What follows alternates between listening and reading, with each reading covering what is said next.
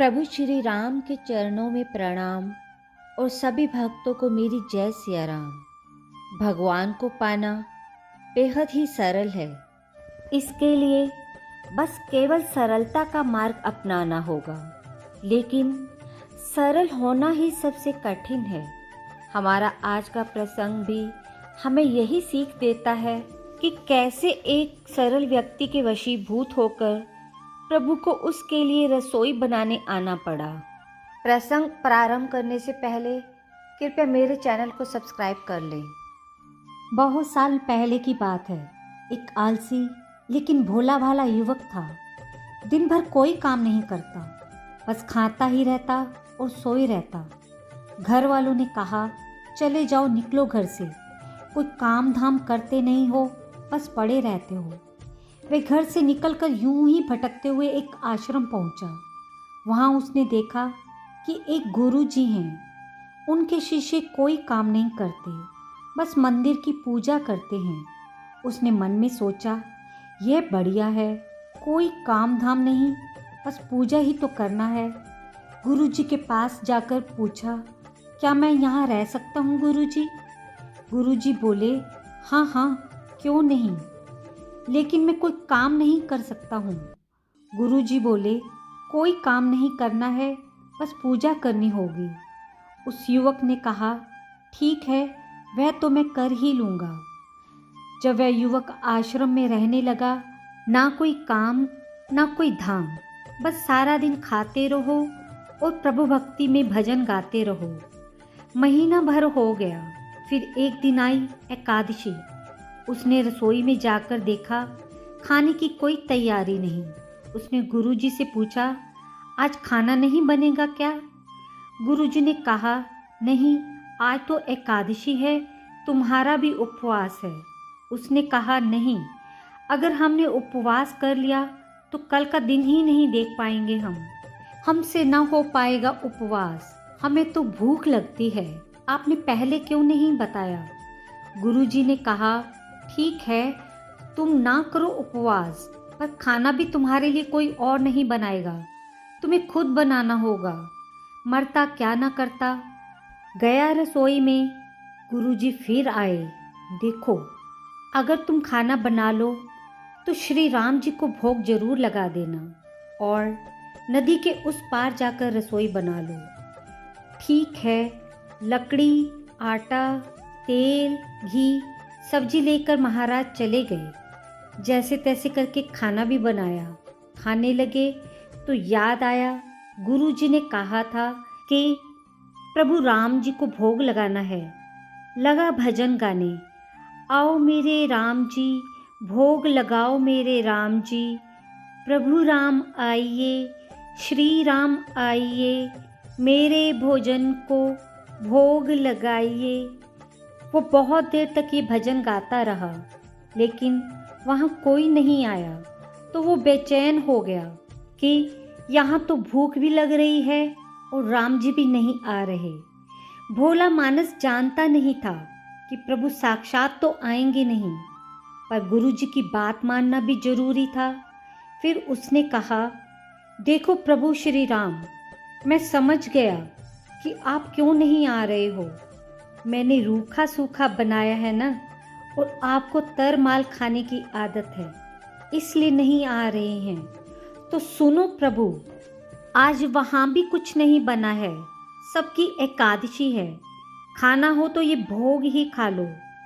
श्री राम अपने भक्त की सरलता पर बड़े मुस्कुराए और माता सीता के साथ प्रकट हो गए। भक्त असमंजस में, गुरुजी ने तो कहा था कि राम जी आएंगे, पर यहाँ तो माता सीता भी आई हैं और मैंने तो बस 2 लोगों के लिए ही भोजन बनाया है। चलो कोई बात नहीं, आज इन्हें ही खिला देते हैं।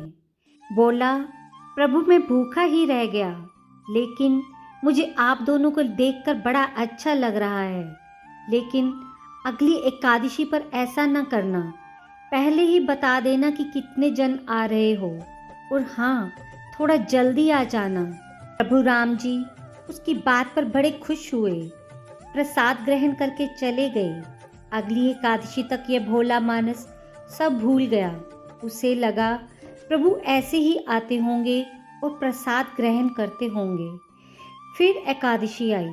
गुरुजी से कहा, मैं चला अपना खाना बनाने, पर गुरुजी थोड़ा अनाज ज़्यादा लगेगा। वहाँ 2 लोग आते हैं। गुरुजी मुस्कुराए, भूख के मारे बावला है, ठीक है ले जा और अनाज ले जा। अब की बार उसने 3 लोगों का खाना बनाया। फिर गुहार लगाई, प्रभु राम आइए, सीता राम आइए, मेरे भोजन का भोग लगाइए। प्रभु की महिमा भी निराली है। भक्त के साथ कौतुक करने में उन्हें भी बड़ा मज़ा आता है। इस बार वे अपने साथ लक्ष्मण, भरत, शत्रुघ्न जी को लेकर आ गए। भक्त को चक्कर आ गया। ये क्या हुआ? एक का भोजन बनाया तो 2 आए, आज 2 का भोजन बनाया तो पूरा खानदान आ गया। लगता है आज भी भूखा ही रहना पड़ेगा। सबको भोजन कराया और बैठे बैठे देखता रहा। अनजाने ही उसकी भी एकादशी हो गई। फिर अगली एकादशी आने से पहले गुरुजी से कहा, गुरुजी ये आपके प्रभु राम जी अकेले क्यों नहीं आते? हर बार इतने सारे लोगों को ले आते हैं, इस बार अनाज ज़्यादा देना। गुरुजी को लगा कहीं ये अनाज बेचता तो नहीं, देखना पड़ेगा जाकर। भंडार में कहा, इसे जितना अनाज चाहिए दे दो, और छिपकर उसे देखने चल पड़े। इस बार उसने सोचा, खाना पहले नहीं बनाऊंगा, पता नहीं कितने लोग आ जाएं, पहले बुला लेता हूँ फिर बनाता हूँ। फिर टेर लगाई, प्रभु राम आइए, श्री राम आइए, मेरे भोजन को भोग लगाइए। सारा राम दरबार मौजूद। इस बार तो हनुमान जी भी साथ आए, लेकिन ये क्या, प्रसाद तो तैयार ही नहीं है। भक्त ठहरा भोला भाला, बोला, प्रभु इस बार मैंने खाना नहीं बनाया। प्रभु ने पूछा, क्यों? बोला, मुझे मिलेगा तो है नहीं, फिर क्या फ़ायदा बनाने का। आप ही बना लो और खुद ही खा लो और मुझे भी खिलाओ। राम जी मुस्कुराए। सीता माता भी गदगद हो गई उसके मासूम जवाब से। लक्ष्मण जी बोले, क्या करें प्रभु? प्रभु बोले, भक्त की इच्छा है, पूरी तो करनी ही पड़ेगी, चलो लग जाओ सारे काम पे। लक्ष्मण जी ने लकड़ी उठाई, माता सीता आटा सानने लगी। भक्त एक तरफ बैठकर देखता रहा। माता सीता रसोई बना रही थी तो कई ऋषि मुनि, यक्ष, गंधर्व प्रसाद लेने आने लगे। इधर गुरुजी ने देखा खाना तो बना नहीं, भक्त एक कोने में बैठा है। पूछा, बेटा क्या बात है, खाना क्यों नहीं बनाया? बोला, अच्छा क्या गुरुजी आप आ गए, देखिए कितने लोग आते हैं प्रभु के साथ। गुरुजी बोले, मुझे तो कुछ दिख नहीं रहा तुम्हारे और अनाज के सिवा। भक्त ने माथा पकड़ लिया। एक तो इतनी मेहनत करवाते हैं प्रभु, भूखा भी रखते हैं और ऊपर से गुरुजी को दिख भी नहीं रहे, ये तो बड़ी मुसीबत है। प्रभु से कहा, आप गुरुजी को क्यों नहीं दिख रहे हो? प्रभु बोले, मैं उन्हें नहीं दिख सकता। वह बोला, क्यों? वह तो बड़े पंडित हैं, ज्ञानी हैं, विद्वान हैं, उन्हें तो सब कुछ आता है, उनको क्यों नहीं दिखते आप? प्रभु बोले, माना कि उनको सब आता है, पर वे सरल नहीं है तुम्हारी तरह, इसलिए उनको नहीं दिख सकता। उस युवक ने गुरुजी से कहा, गुरुजी प्रभु कह रहे हैं आप सरल नहीं हैं, इसलिए आपको नहीं दिखेंगे। गुरुजी रोने लगे। वाकई मैंने सब कुछ पाया, पर सरलता नहीं पा सका तुम्हारी तरह, और प्रभु तो मन की सरलता से ही मिलते हैं। प्रभु प्रकट हो गए और गुरुजी को भी दर्शन दिए। इस तरह एक भक्त के कहने पर प्रभु ने रसोई बनाई। एक बार प्रेम से बोलिए, जय सिया राम।